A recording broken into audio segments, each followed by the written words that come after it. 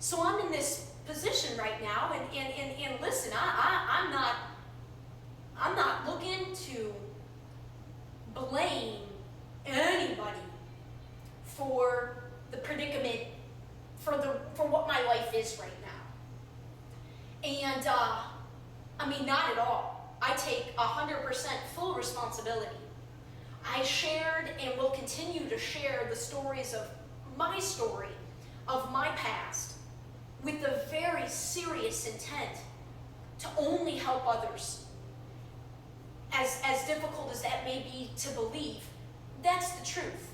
That's the truth. It's never, ever, ever been to blame my parents or anybody from my past, really. It's been just a desire for me to understand, to be able to understand. I couldn't understand myself without going to the places that I've gone to. And now I feel like I've got the biggest reward there possibly can be.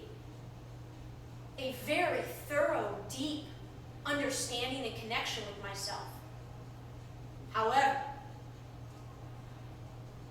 in this transition from the old story of not understanding myself completely and not understanding how my actions and behaviors were still creating my life in a way I didn't desire, to my new self, which is understanding completely how we create our realities, there's that transition. And you just got to go through the transition. You just got to work through. If you know where you want to go and you know where you've been, you can't, it's very rarely is something that happen overnight. And so I've been on this very conscious now for almost 2.5 years. I can say it reached a level of, it definitely in May of 11 is when I was introduced to a teacher, the most influential teacher I can say thus far on my journey, Abraham Hicks. And their work just brought it all together for me. It brought my year of healing together and was able to, interestingly, sort of name it and package it a little bit. Even though in general I try to refrain from all of those constraints, again, I acknowledge that as humans we kind of need those labels and packages, and their teachings resonated immediately as truth to me when I was introduced to them in early May of 2011.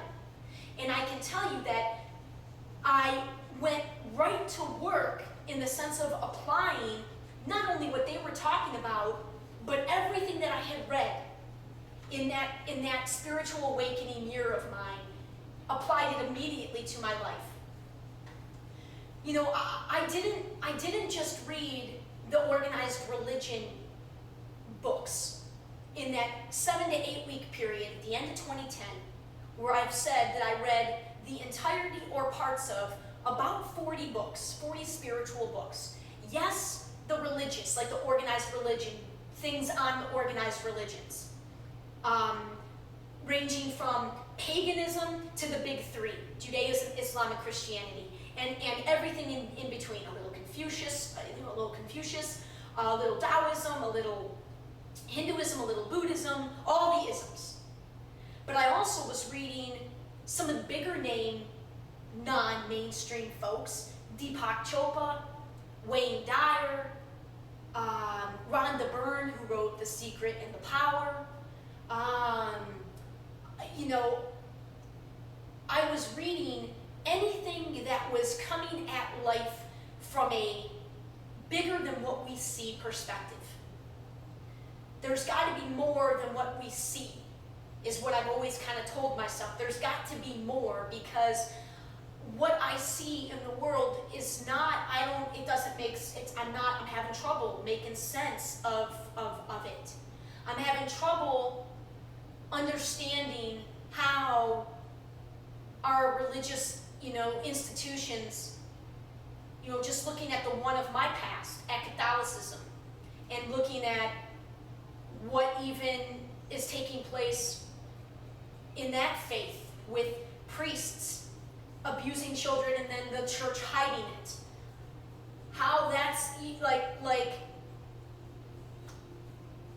and we still have so many people following that institution and considering it valid.